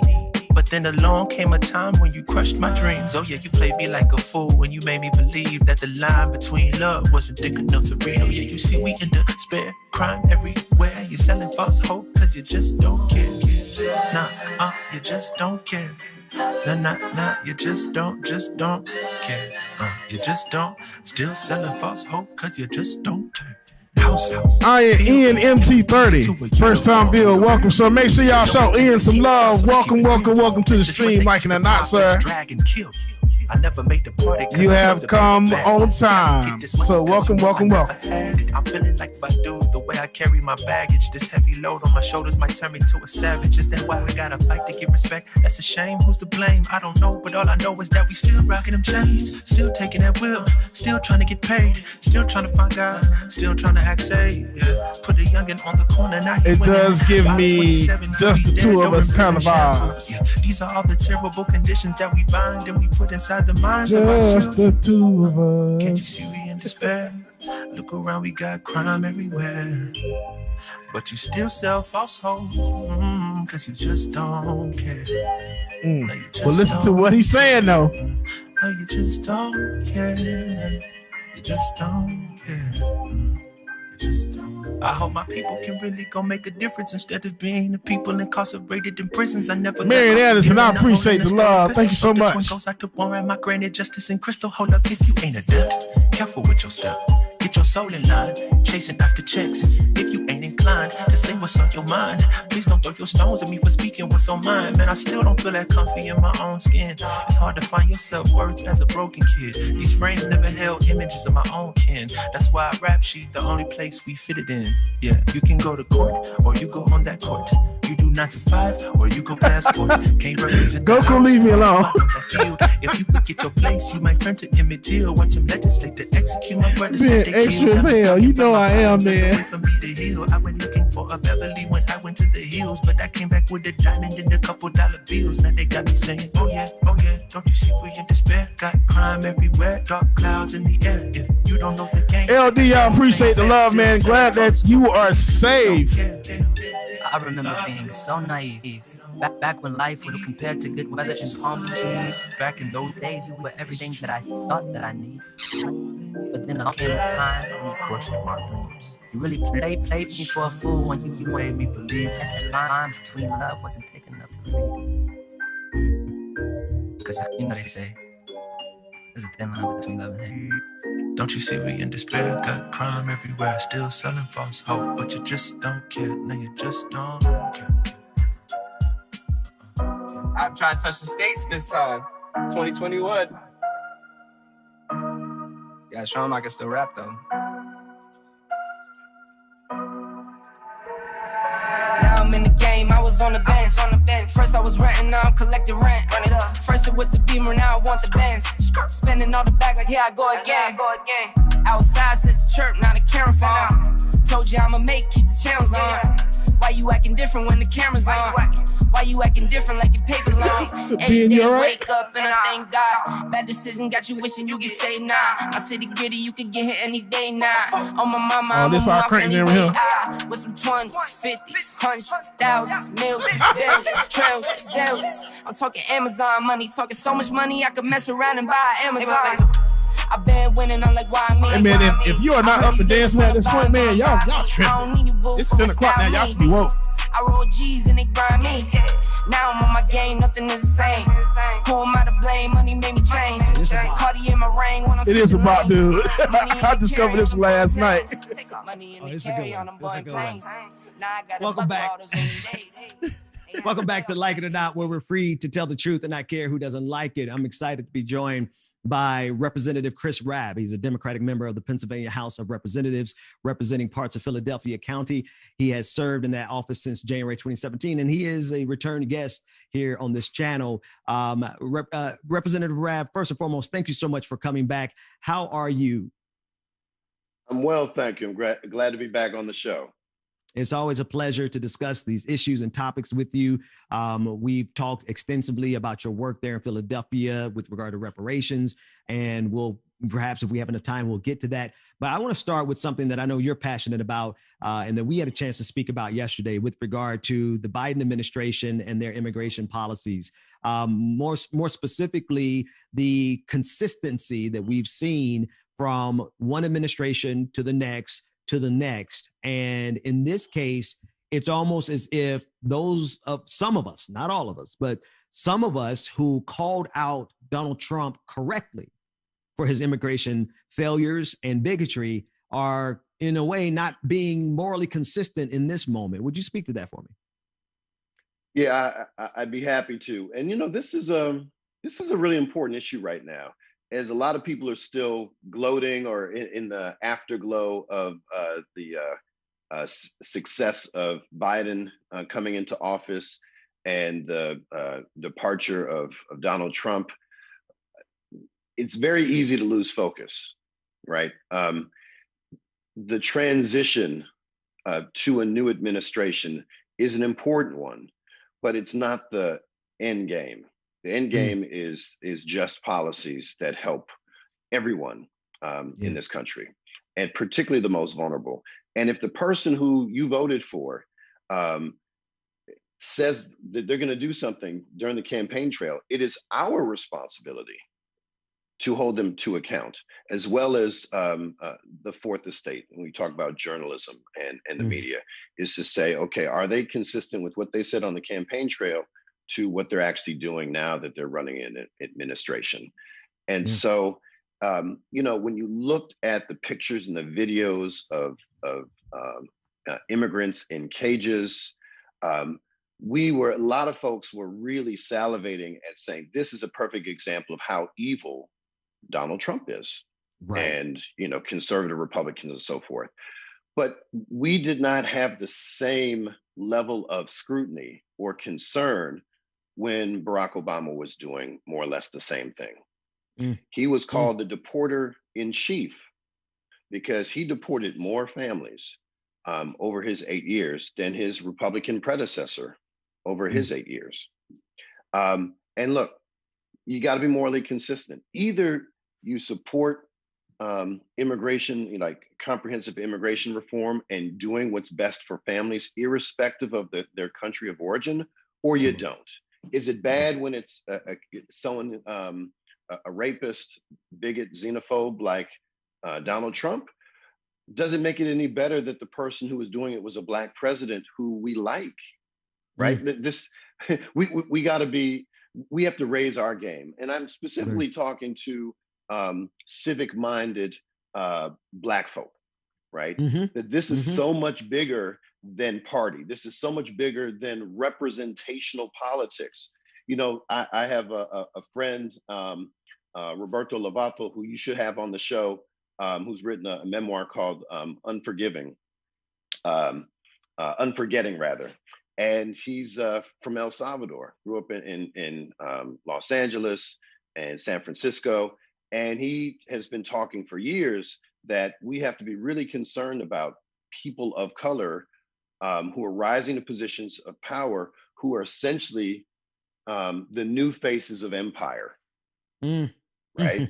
Right. If we oppose empire, if we oppose racialized capitalism, which is really redundant, if we oppose imperialism and militarism, the same things that Dr. King got assassinated for, frankly. If we support the radical King and we get upset at white folk and mainstream media for sanitizing Dr. King after the 60s, then how are we allowing ourselves to be complicit in doing the same thing in the 21st century? And that's exactly what's happening. I gotta hold you there because, man, you just opened up a can of worms. Let's go. Let's you open up Pandora's box. Let's dig into it, because I think one of the first problems is, it's a twofold problem. The civic-minded Black folks that you're speaking of, who are afraid or hesitant or squeamish, or however you want to describe it, they're not inclined to bring criticism. And it's not just civic-minded Black folks. It's just, Democrats in general, because we came from such a hard 4 years, and then we came through a very difficult election process, and they're not ready. I don't know when, if they will ever be ready, but they're not quite ready to hold Joe Biden accountable, right? And that itself becomes an impediment to those of us. But you said something there. You said if you oppose empire and racialized capitalism, which is redundant, my thing is perhaps maybe they don't really oppose it, not because they don't see the inherent evil in it, but because honestly, the media that they consume never talks about empire, never talks about capitalism, never talks about any of these things, never talks about the consistency in certain policies across every single administration. You're going to see the budget, the defense budget in every single administration increase every single time, bipartisan. You're going to see drones. You're going to see drone strikes in the global South across. We're just waiting for them. If they haven't already occurred, they're occurring soon, right? There's a consistent theme that goes across every single administration, and that is a very thing that comes home to our streets when the defense industry sends those tanks to Ferguson, and they send those tanks into Atlanta, into Fulton County. So speak about it a little bit deeper, because that really is the rub right there. Absolutely. What are the systems of oppression that have been codified into federal law that have weaponized every administration since their enactment? And when we talk about immigration, we can't talk about immigration without talking about Bill Clinton. Now, a lot of folks joke that he was the first Black president, and I can't stand that stuff. Oh, goodness gracious, right? So, but when there's something that's novel to the electorate, something that breaks up the monotony, they get interested, particularly when there's such a lack of media and political literacy in this country, that when you have someone who kind of doesn't fit the mold, then they get attention. And sometimes that works to advantage. We saw that with Bill Clinton and his affinity to Black folk and Black culture, being from poor boy from Arkansas. Whether it's Donald Trump being, doing everything differently, right? Barack Obama was a novelty in terms of, he was really the first presidential candidate to use social media on a vast scale. I guess you could say Howard Dean did, but he didn't quite make it. So we have these examples of novelties, but the reality is it's overlaying a structure that is deeply problematic. And Bill Clinton pushed forward a bill that was enacted, I believe, in '96 that basically criminalized immigration. And that was the basis for everything that came thereafter, including what happened under George W. Bush, the 8 years under Obama, and Donald Trump. And when we talk now and we see how oppressive these government structures are, most notably ICE, people are saying, well, let's abolish ICE. And Joe Biden can just change the name, but the structures remain the same. It's nothing inherent in ICE that makes it bad, right? ICE is just the term. You get whatever existed prior, right? Right. Could have been just as bad, and it was. Perhaps they've tweaked it to make it worse, but fundamentally, that law in the mid-1990s allowed for Democrats and Republicans thereafter to do what's happening now. And because the Biden administration is calling it something else, I forget what the euphemism is. It's more like, detention, family. They're calling them facilities instead of it's absurd. Yeah, it's right, but it's marketing. And I understand those of us who don't want to feel like we are part of sabotaging a brand new administration. But some of the most important decisions happen early on, like who our nominees are, right? Who the presidential nominees for these different agencies.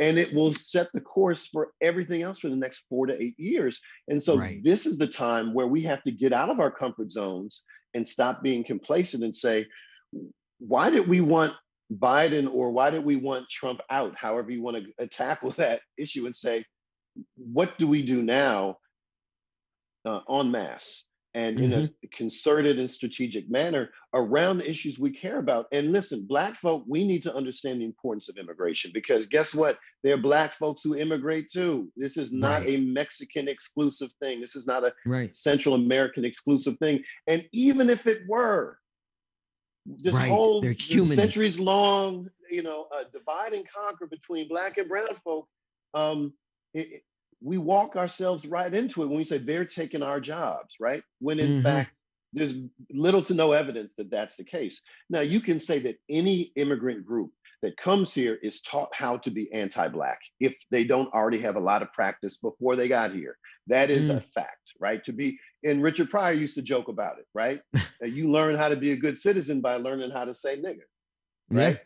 He was saying that in the 70s. So while these things are true, the enemy is not undocumented immigrants. And all undocumented immigrants are not Latinx. And we have to understand what we have in common, because if we have any critiques of empire, of capitalism, of structural inequality, then we are pointing our fingers at the wrong groups. We need to be pointing at the corporations who exploit these workers. And because of racist foreign policy for decades, that's it. We create the instability in these countries that push these folks towards us because they have nowhere else to go.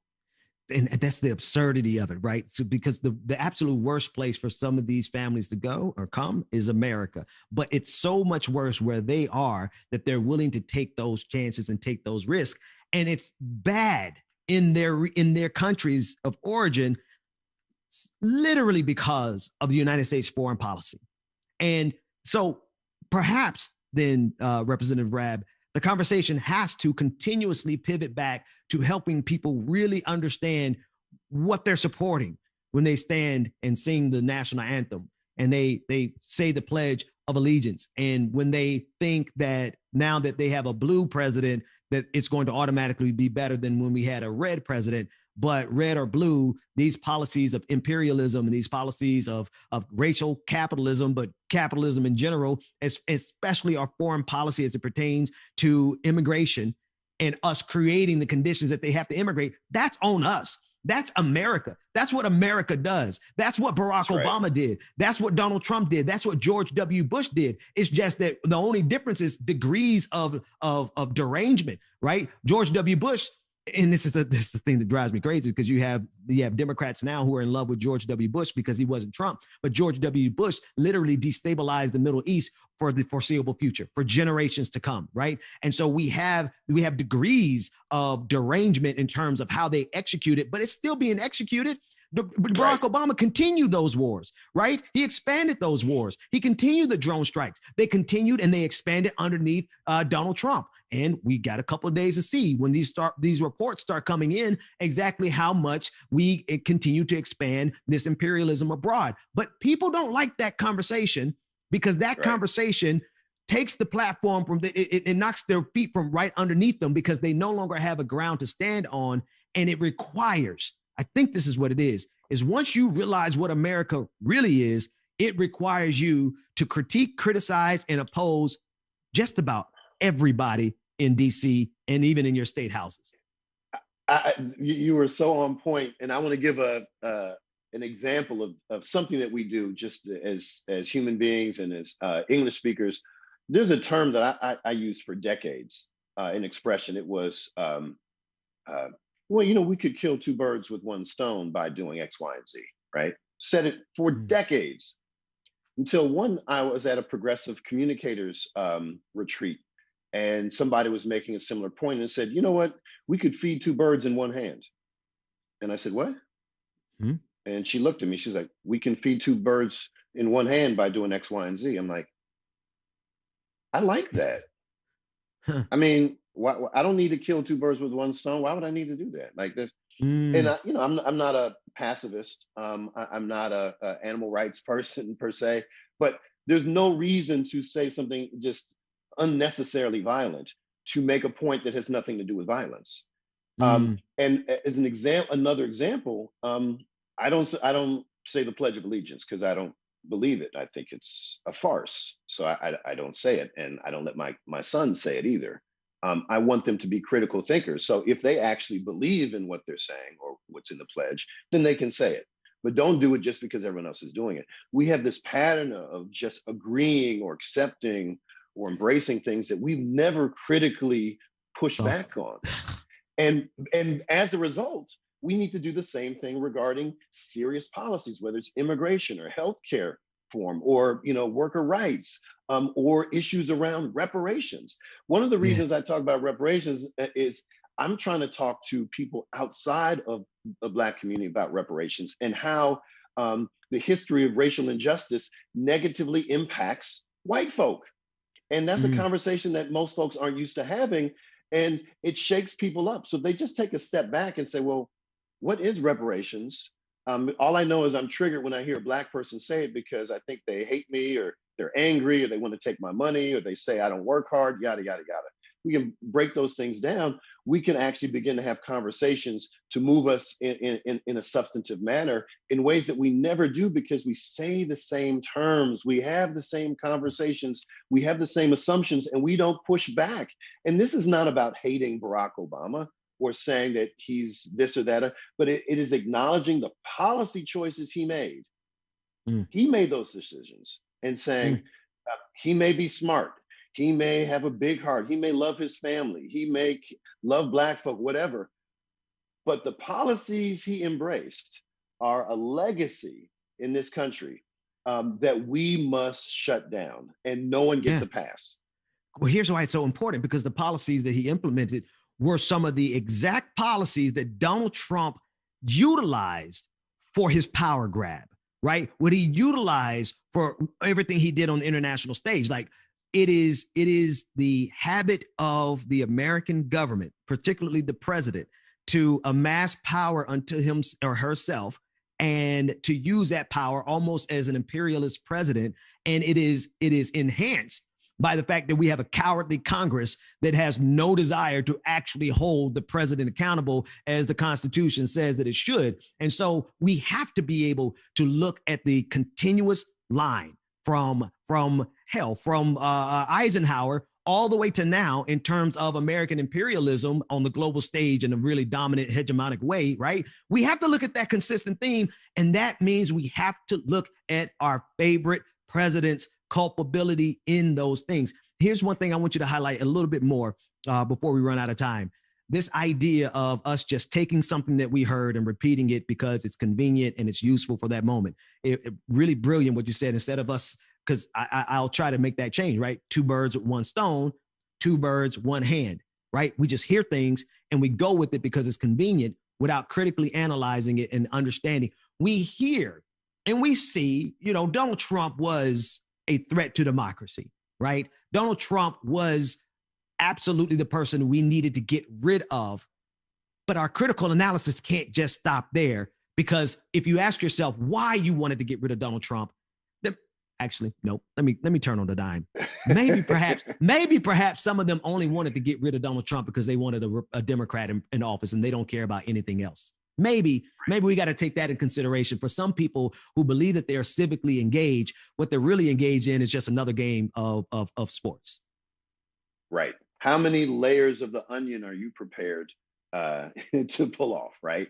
And most folks just want to pull out the outer one because it takes a lot of courage. It takes a lot of work to think about the complexities and the vicissitudes of how our government is run, how the electoral system operates, and how it impacts us, and frankly, our level of privilege, right? Because, it's not just white folk who have privilege, it's anyone who has a quote unquote good job. And my grandfather used to say the worst thing for a smart young Black person is a good job, because they become complacent. They don't critique the structures that actually oppress all of us, perhaps those with the higher incomes less so, but we have a precarious state as well. And so we have to get out of our comfort zone. Biden being the president is more than incrementally better than his predecessor. I will say that. It is not a radical shift. He did not run as a radical. He did not run as a progressive. He is using more progressive language than any presidential candidate, viable presidential candidate in a long time, but he is not doing anything.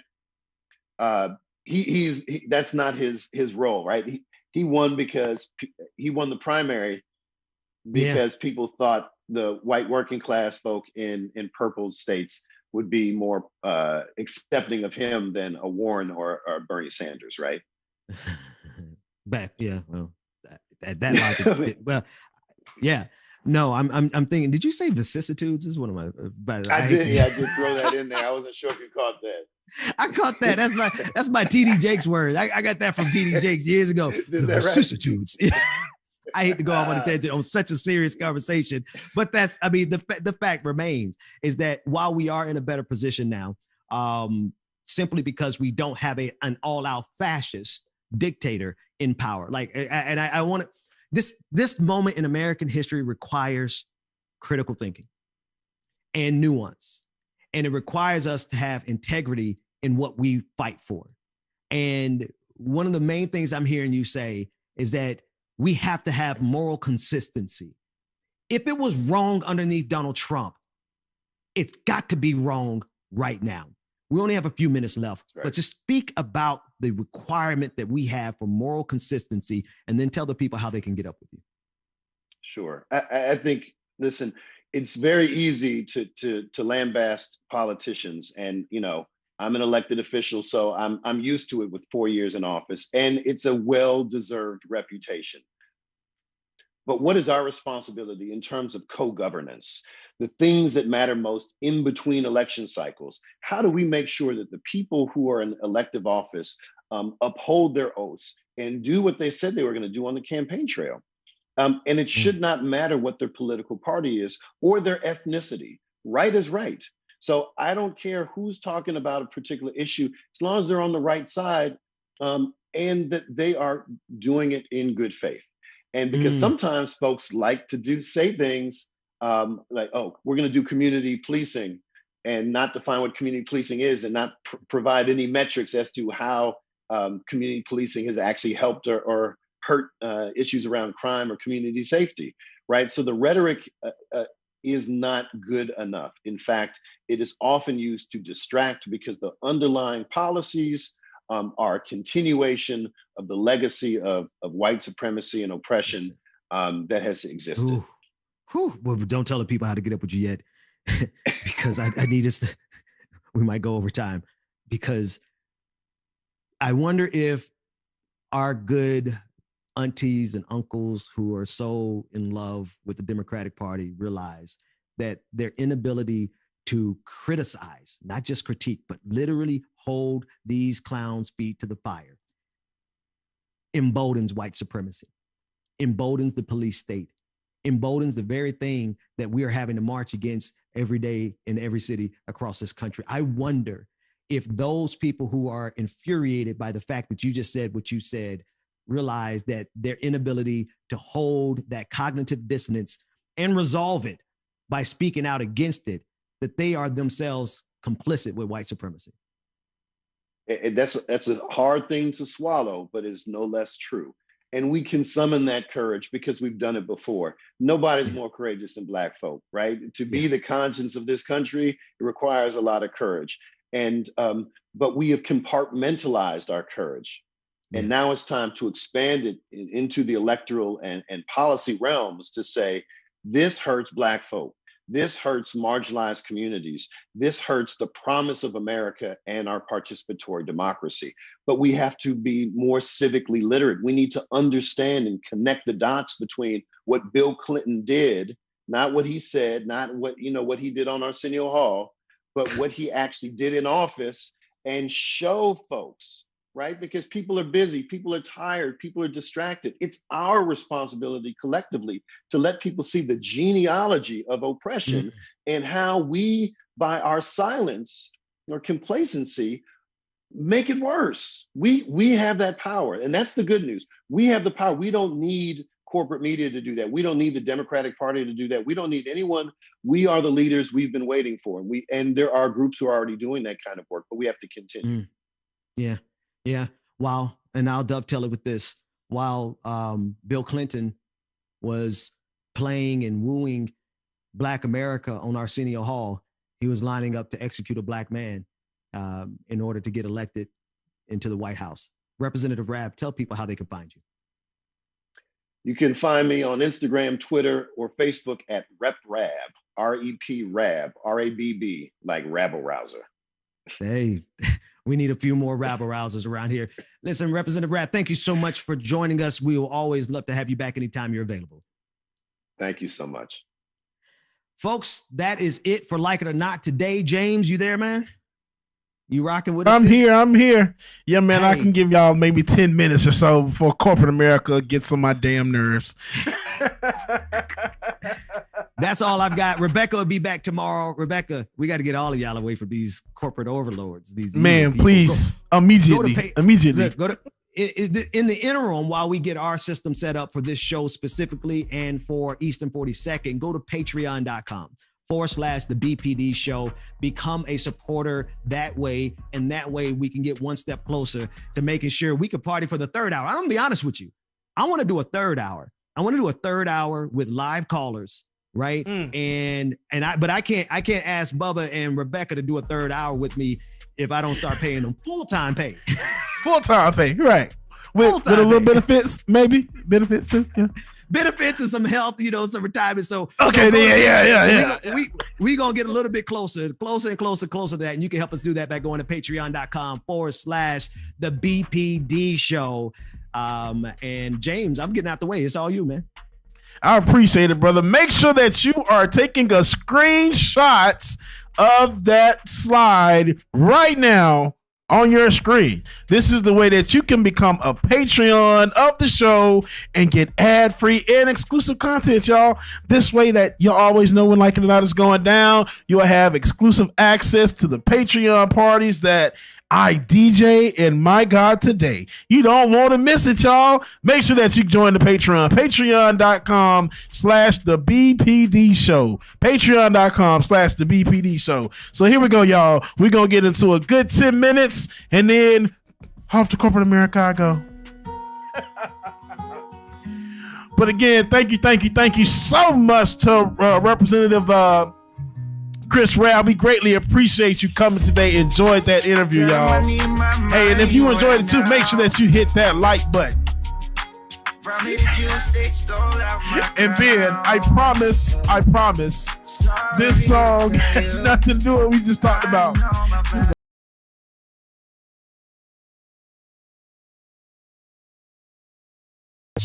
My energy, I don't got much, don't be wasting all my energy. Nikki, you know I do what I can. Get close to me, my heart is right, don't question my integrity. No, I thought we would be just fine, and I thought your heart was like mine, but let me find out you've been going around throwing shots, running plots. Come on, man, tryna block my blessings, but no need for comparisons. What's from me won't be from me. Yeah, I'ma go through just to grow through. But pay me what you owe me for, I make what you've been saying about me true. Tell them I need my money right now. Probably did you stay stole out my crown. Yeah. Sorry to tell you, I know my value. I'm gonna recoup it. Don't waste my loyalty, my loyalty. I let you in back then because I couldn't see, but now it's clear you ain't ever been true to me. My intuition ain't never lied, I had to leave. Handle your business, do what you think you need to do to get your revenge. But you won't break me, God, that's my witness. That's the point of no return, I'm on a mission. Tryna block my blessings, but no need for comparisons. What's from me won't be from me. Yeah.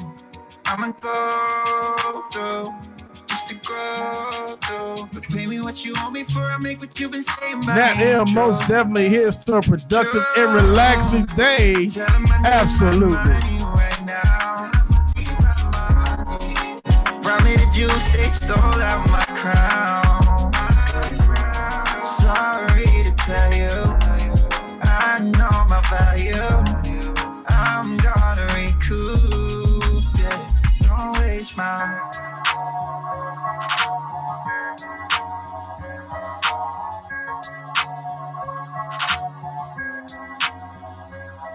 Hey, slide to the left, slide to the right. Rock with me, baby, we can do this all night. Slide to the left, slide to the right. Come on, come on, come on. Hey, slide to the left, slide to the right. Rock with me, baby, we can do this all night. Slide to the left, slide to the right. Come on, come on, come on. Hey, slide to the left, slide to the right. Rock with me, baby, we can do this all night. Slide to the left, slide to the right. Come on, come on, come on. Hey, slide to the left, slide to the right. Rock with me, baby, we can do this all night. Slide to the left, slide to the right. Come on, come on, come on. Yeah, right hand is wrapped around your waist. I love the way that you been twirling to the bass. Moving sideways on a Friday. DJ playing all of your favorites. I'm digging your flavor. Yeah. Thank you, Elizabeth, so much. Sellout Sensation, I see you. Courtney, what'd you say? You was about to leave and then it came on, didn't it? Susan, I did. Slide to the left, slide to the right. Come on, come on, come on. Slide to the left, slide to the right. Rock with me, baby, we can do this all night. Slide to the left, slide to the right. Come on, come on, come on. Hey, slide to the left, slide to the right. Driving around in California, slide to the right. looking for something to make me stay. Purple Rain Hearts, I will find out for you and I'll let you know if I got you tomorrow, okay? Something I could never get replaced. Don't need you to save me, but I just really need to be saved. I'm just so sick of waiting for any luck to come my way. Feel good, be good, stay good, and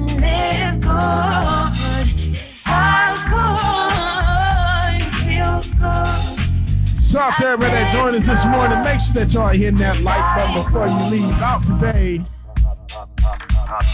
I'm an odd person. I run in dark circles. I would love a long life because I love how life's worthless.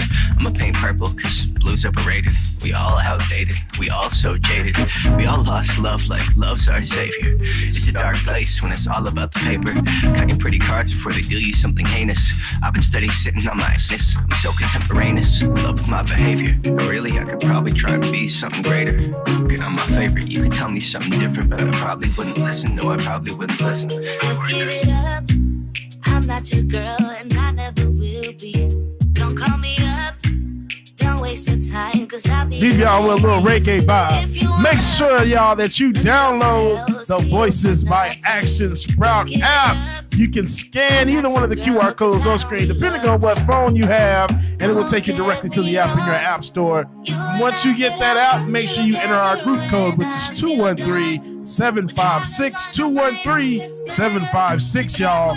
Always become part of the Like It or Not community.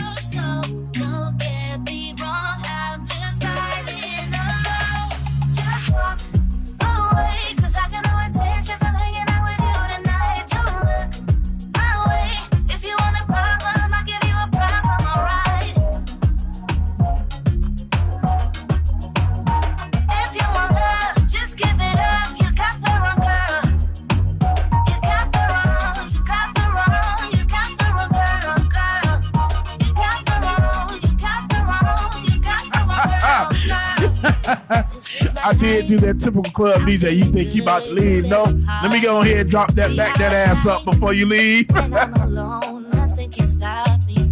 You should go out, meet someone else, someone who gets you. Don't stick around. I'm pretty wild. I don't do monotony. Don't get me wrong. You and I could have fun together when I feel done. But having fun on my own is better. To care for yourself, not rely on somebody else. So don't get me wrong. I'm just riding alone. Just walk away, cause I got no intentions of hanging out with you tonight. Don't look my way. If you want a problem, I'll give you a problem, alright? If you want love, just give it up. You got the wrong girl. You got the wrong, you got the wrong, you got the wrong girl. You got the wrong, you got the wrong, you got the wrong girl. All right, ladies and gentlemen, that is going to do it for your boy, James Bubba Williams, better known as DJ Exclusive. Hope y'all enjoyed the show today. Shout out to all of our guests that we had on. We greatly appreciate you coming. And once again, make sure that you download and search the Voices by Action Sprout app. Once you have the app, make sure that you enter our group code 213-756. Again, 213-756. Once you are in the community, you will be able to upload any pictures, videos, or anything else that you may have, and we can potentially play it on air. And also, we can push out any updates, any questions that we have. We can push those out directly to you. So make sure that you get the Voices by Action Sprout app and you join the Like It or Not community, y'all. Hey, thank you so much, everyone, for all the love and support today. Make sure that you hit that like button, share, comment, and subscribe so you know when Like It or Not is going down. And as always, we will see you in the morning. Peace out. Like it or not. Mwah!